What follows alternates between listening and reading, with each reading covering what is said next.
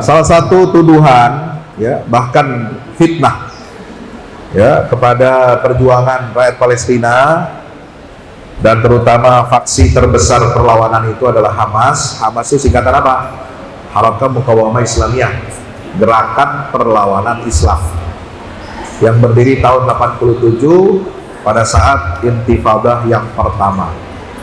Intifadah ini perang revolusi rakyat dengan batu melawan tentara Zionis. Itu pecah tahun pertama tahun 87, yang kedua tahun 2000, ya, setelah gagal perjanjian Camp David, Yasser Arafat dengan Ariel Sharon. Nah, tuduhan dan fitnah ini sangat berbahaya. Tujuannya adalah melemahkan perjuangan rakyat Palestina. Ya, tujuannya adalah mengaburkan dan menarik dukungan dari umat Islam atas nama cinta kepada sunnah, ya, atas nama Ahlus Sunnah wal Jamaah, ya, supaya kita menarik diri dari dukungan terhadap perjuangan Palestina. Nah, caranya bagaimana? Yang paling sensitif, yang paling gampang adalah mengadu domba bahwa Hamas itu adalah Syiah atau dia minimal bekerja sama, berkolaborasi dengan Syiah. Syiah yang di mana yang dimaksud? Ya, tentu saja Syiah yang berpusat di Iran. Nah, kalau bicara tentang kerjasama, bicara tentang yang pertama bahwa Hamas itu adalah Syiah, ini kedustaan. Ya, ini kedustaan yang sangat luar biasa, kejahatan. Ya, dusta itu perbuatan jahat. Ya, untuk apa? Untuk mencemari nama baik orang. Tidak ada satupun warga Palestina, apalagi yang bergabung menjadi anggota Hamas itu yang Syiah, nggak ada. Ya, mereka itu Ahlus Sunnah wal Jamaah. Ya, apakah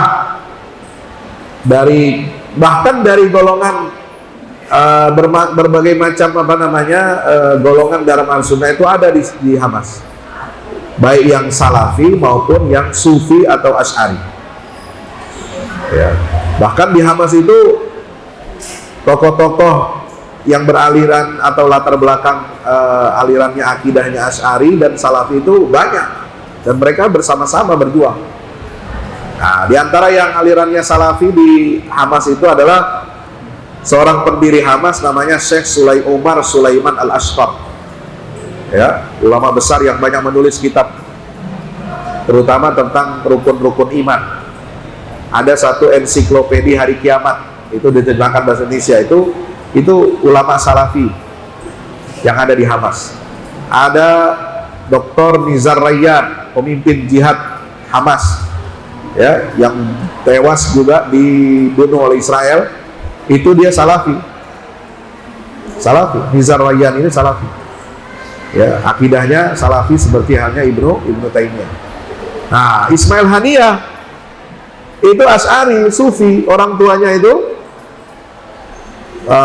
mursyid tarekat, dan dia lahir di keluarga yang tarekat seperti halnya orang-orang NU. Ya. Dan itu gak masalah. Ya. Jadi orang Palestina ini, orang Gaza terutama, itu nggak ada yang Syiah. Ya. Syiah itu baru ada pengaruhnya, ya, dalam isu Palestina, isu Hamas ini setelah terjadi blokade ekonomi pada tahun 2007. 2000 berapa? 7. 2006, 2004 Yasser Arafat meninggal, dibunuh sama Israel, diracun. Melalui siapa? Ya, kaki tangannya Israel, itu orang dekatnya, lingkarannya Yasser Arafat. Kenapa Yasser Arafat dibunuh? Karena dianggap sudah tidak berguna lagi, dianggap malah membahayakan Israel. Ya, karena dia tidak setuju dengan poin-poin perjanjian Camp David tahun 2000. Camp David itu ada dua, tahun 79 dengan Mesir itu. Nah yang tahun 2000 ini Camp David juga namanya, karena mereka kumpulnya negosiasinya di Taman Nasional di Amerika, namanya Camp David, ya, disponsori oleh kalau nggak salah Bill Clinton atau George Bush, saya nggak tahu, lupa. George Bush ya, bukan Bill Clinton. Bill Clinton itu yang Oslo 93. Nah George Bush Junior ini yang 2000, ya Israel nggak mau mengakui batasan tahun 67. Israel menolak mengakui Yerusalem Al-Quds ibu kota Palestina merdeka. Ya, Israel tidak mau mengakui hak kembali pengungsi Palestina. Terus kalau gitu buat apa ada negara Palestina kalau ini enggak pengungsi kembali ya ke Palestina, tidak ada batasan negara yang jelas, ibu kotanya bukan Yerusalem, terus buat apa? Nah, Yasser Arafat marah, nggak mungkin saya menyetujui ini. Dicari jalan tengah. Kalau butuh ibu kota Israel, ibu kota Palestina Israel sama-sama Yerusalem. Kok bisa? Yang atas punya Palestina, yang bawah punya Israel. Gile lu, bro. Mana ada ibu kota satu wilayah, satu kota jadi ibu kota negara, dua negara. Atasnya buat Indonesia, bawahnya buat Belanda. Ya enakan lu. Harta kekayaan kita ada di mana? Di bawah tanah. Lah, berarti diambil Belanda dong. Enak aja. Ya. Bisa sampai begitu, Pak. Lucu, ini makhluk yang paling jahat itu Israel. Ya. Dia mau terima ibu kota Yerusalem itu ibu kota Palestina, tapi atasnya doang lu kuasai, bawahnya gue yang kuasai. Nauzubillah, ya. Kenapa? Karena mereka meyakini beruntuhan bait suci Solomon Temple itu yang hancur itu ada di bawah Masjidil Aqsa. Nah, berarti di bawahnya itulah ibu kotanya Israel, sama aja. Ya, artinya dia mau meruntuhkan itu nanti dibangun, ya sama aja kalau gitu, bukan punya Palestina. Nauzubillah, ya. Nah, pengaruh Iran baru masuk secara intensif itu setelah Yasser Arafat meninggal, diracun oleh Israel. Kemudian terpilihlah pemimpin otoritas Palestina, presiden sudah disiapkan oleh Amerika dan Israel, namanya Mahmud Abbas, sekarang yang berkuasa ini. Ya, Mahmud Abbas ini lucu. 1,5 tahun rakyat Palestina di jalur Gaza dibantai, dia kagak mengulurkan bantuan. Sini gua bantu lu, gua lawan Israel, kagak ada. Pas kebakaran Israel, cuma beberapa jam dia langsung kirimkan apa? Tawaran bantuan. Jadi dia ini sebenarnya orang Palestina bukan ya? Tuh presidennya kayak begitu. Terus ente mau minta izin sama ulil amri kayak begini? Hah? Gile lu, bro. Gimana loyalitasnya ke Israel? 1,5 tahun rakyatnya dibunuhin, dia diam aja. Giliran Israel dibakar sama Allah, kebakaran hutan, buru-buru nawarin bantuan. Ini manusia apa? Ya, mungkin kalau di zaman revolusi perjuangan kemerdekaan Indonesia sudah habis orang ini, ya, itu ya. Nauzubillah min dzalik, ya. Nah, Bapak Ibu rahmati Allah. Jadi 2005 terpilih, 2006 ada pemilihan umum Palestina, ya. Untuk apa? Legitimasi bahwa Palestina ini bersatu di bawah kepemimpinan Mahmud Abbas. Ternyata di luar dugaan, partainya Hamas, partai politiknya ini ternyata yang menang pemilu. Ya, dia memenangkan 70 sekian kursi dari 120 kursi yang ada di parlemen Palestina. Artinya dia menang lebih dari 50%. Ya, nah maka dialah pemerintah yang sah, pemerintah yang berkuasa. Makanya jadi perdana menteri siapa? Ismail Haniyah, pemimpin Hamas waktu itu. Nah, Barat Israel nggak mau mengakui hasil pemilu ini, ya, digagalkan. Akhirnya apa? Terjadi perpecahan. Jadi Gaza dikuasai oleh Hamas secara keseluruhan, tepi barat dikuasai oleh Fatah, gerakan organisasi pembebasan Palestina. Maka ini sangat disayangkan, ya, sangat disayangkan. Terjadi perpecahan itu, ya siapa yang menyebabkan perpecahan? Israel. Nah, barulah di situ 2007 setelah gagal perundingan Mekah, KTT Palestina ingin mempersatukan Hamas dengan Fatah, gagal. Kenapa? Karena Israel dan Amerika nggak mau mereka ini bersatu. Maka disitulah kemudian diblokade. Israel keluar dari Gaza tahun 2005, ya.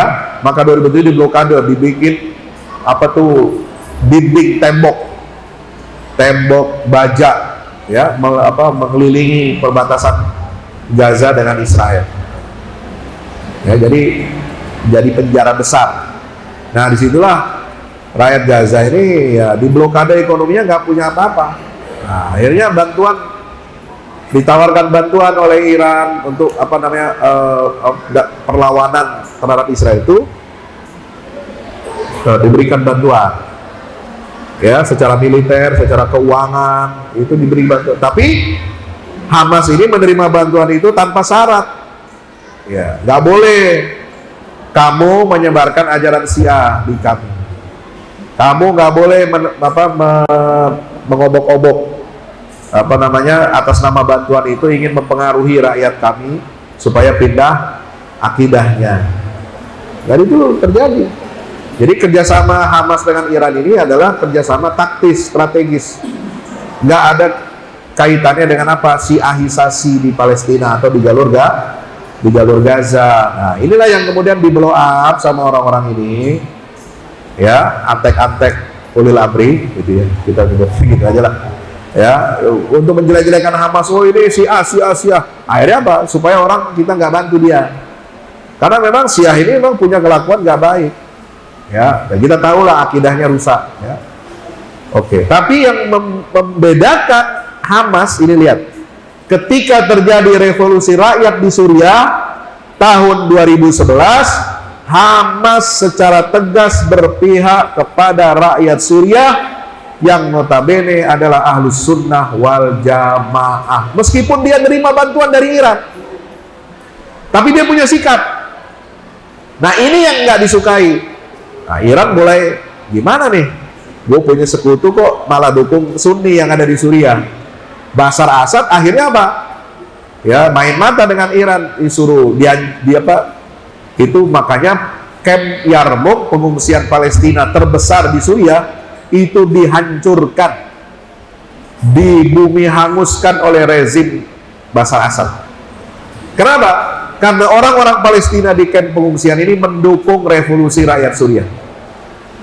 Jadi mereka dibantai juga orang Palestina di Suriah itu, ya, walaupun bekerja sama dengan Iran. Nah, inilah, coba, ya, matanya itu melek gitu. Jangan cuma katanya-katanya. Ini yang ngomong Syiah. Ya, dia nggak tahu bagaimana Hamas itu justru berjuang melawan kediktatoran rezim Bashar Assad yang didukung oleh Iran. Ya, didukung oleh Iran. Disuplai senjata oleh Iran untuk menindas Ahlus Sunnah wal Jamaah di Suriah, untuk membantai rakyat Suriah yang Sunni, dan imbasnya kepada Palestina. Jadi mereka juga berjuang dalam revolusi Suriah. Nah, itu ya. Jadi nggak benar. Jadi kan lah, ketika misalnya negara-negara Arab memboikot pemerintahan Hamas di Gaza, terus mereka mau dapat bantuan gimana? Negara-negara Arabnya dimintai bantuan, nggak mau ngasih bantuan. Yang merasa paling sunnah nggak ngasih bantuan, terus ente mau bagaimana? Mau diem, mau mati? Ya kita terima bantuan dari siapa saja. Mau dari ateis, dari Cina, dari Korea Utara, ya terima. Oh, duit itu kan gak ada agamanya, ya kan? Ada agamanya nggak, duit? Gak ada. Buktinya apa? Ya, orang Islam ngantri juga pengen dapat angpau waktu Imlek, ya kan? Itu tandanya apa? Duit kagak ada agamanya. Ya. Mau aja dia ngantri gitu rumah orang Cina, minta duit lepas Imlek, ya kan? Sebaliknya nggak ada, mereka ngantri ke rumah orang kaya Islam, ya, ketika Lebaran kan nggak ada. Nah ini, jadi kita terima uang, terima bantuan dari siapa saja, ya. Bahkan dari orang yang tidak beragama sekalipun, selama tidak mempengaruhi dan tidak menukar kita punya akidah. Nah, ini yang dipegang teguh oleh Hamas. Ya, kita lebih percaya kepada Hamas daripada orang-orang seperti itu yang selalu membolak-balikan fakta. Wallahu a'lam bishawab. Terima kasih.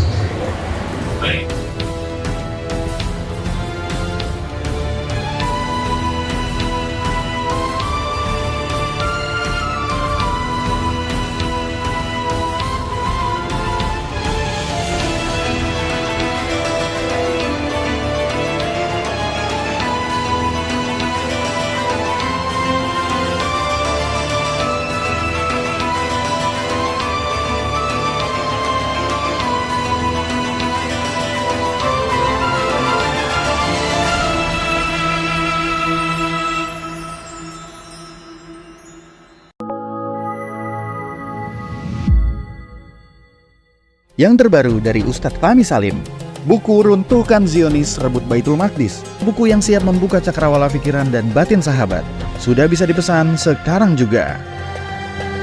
Hasil yang dicapai para mujahidin dalam pertempuran Badai Al-Aqsa 7 Oktober 2023 memiliki arti penting ataupun nilai strategis, bukan hanya dalam pembuktian bahwa kekuatan Israel bisa dikalahkan bahkan oleh pihak yang memiliki persenjataan jauh di bawahnya, melainkan juga dalam menyadarkan dunia Islam, terutama para pemimpinnya yang memilih menjadi penonton ketimbang membantu sesama saudaranya. Buku ini adalah salah satu bentuk dukungan dan ikhtiar dengan niat berjuang bersama-sama dengan mujahid Palestina. Tak sekedar memberikan informasi, membeberkan fakta atau data kepada khalayak di Indonesia. Buku ini juga hadir untuk meluruskan tudingan bahkan fitnah terhadap para pejuang di sana. Betapapun kita berada jauh dari Al-Quds, melalui buku ini kita akan dapatkan bagaimana kita bisa memperoleh pahala yang sebanding dengan para pejuang di garda terdepan di negeri perlawanan Palestina. Dapatkan buku Runtuhkan Zionis Rebut Baitul Maqdis segera.